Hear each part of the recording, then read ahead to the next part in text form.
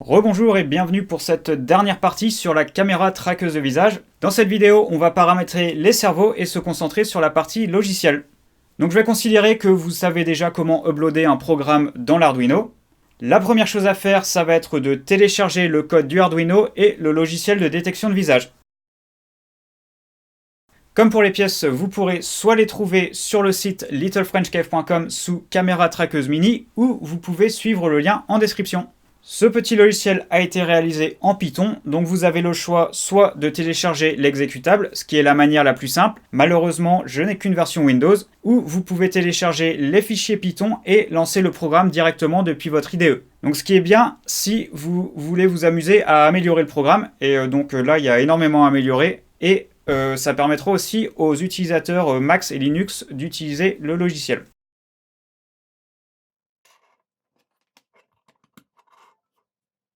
Uploader le programme dans l'Arduino et essayer de vous souvenir du port COM utilisé. Débranchez l'Arduino de votre ordinateur. On va maintenant brancher temporairement les cerveaux et brancher notre alimentation au jack de notre câblage. Le code qu'on vient d'uploader contient une routine de démarrage qui bougera les cerveaux sur une position de 90 degrés. Vous devriez les entendre bouger. Une fois que ça c'est fait, débranchez tout.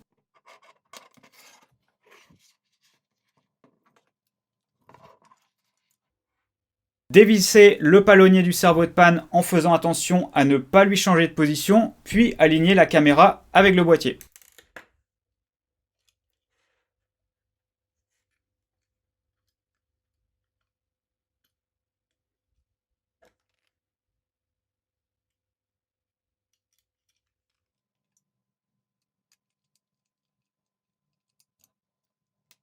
Ensuite, vissez le palonnier du cerveau de tilt en faisant attention à ce que la caméra soit horizontale.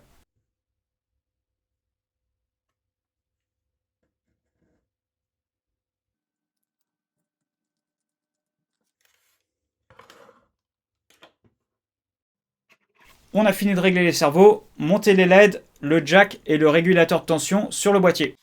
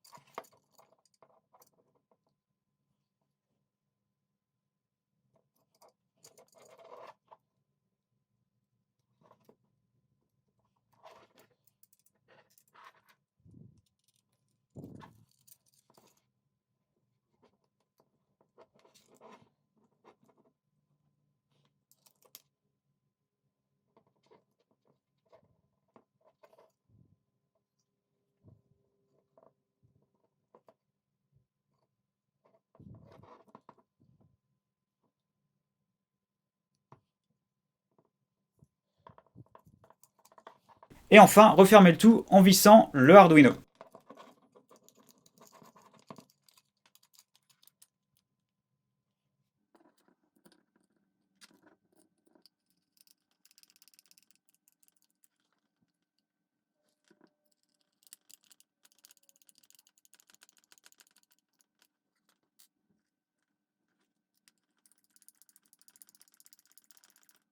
On va maintenant démarrer le logiciel de détection de visage.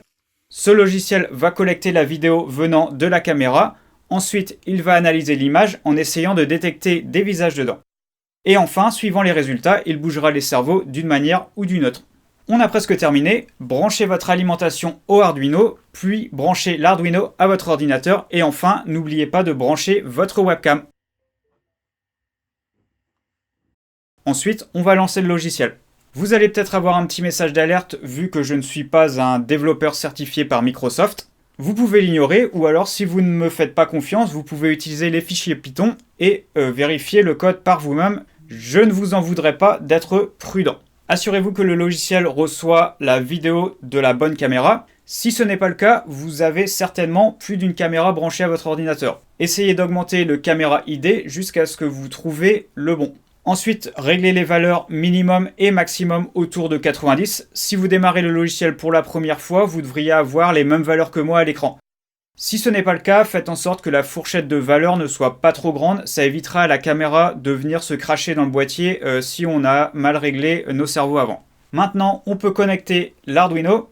Entrez le port de votre Arduino. Si la connexion est établie, vous devriez voir la routine de démarrage commencer. Si ce n'est pas le cas, vérifiez que vous utilisez le bon port. Si vous êtes sous Windows, vous pouvez vérifier ça dans le gestionnaire de périphériques. Certains logiciels peuvent bloquer un port, comme certains slicers pour imprimantes 3D, donc fermez-les si vous en avez d'ouverts. Maintenant, on va s'assurer que nos cerveaux bougent dans la bonne direction. Passez en mode manuel et bougez votre curseur sur la fenêtre vidéo.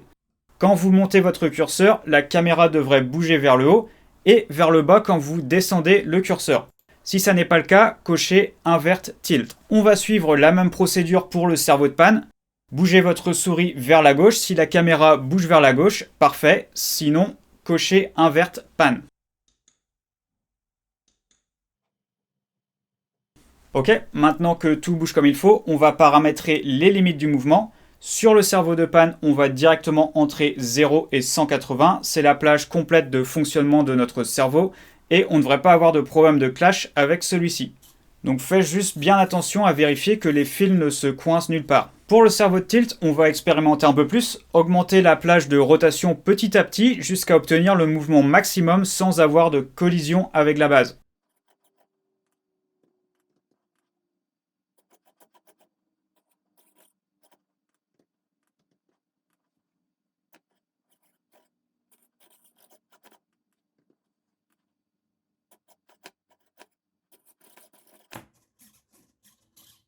Et voilà, on a fini. Repassez en mode automatique, la caméra devrait commencer à chercher aléatoirement jusqu'à ce qu'elle trouve un visage à traquer.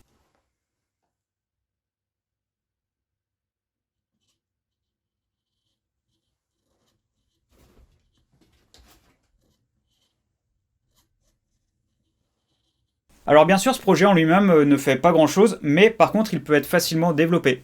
Par exemple, au lieu d'allumer une LED quand un visage est au milieu de l'écran, vous pouvez créer un robot qui fait une action utile à son utilisateur.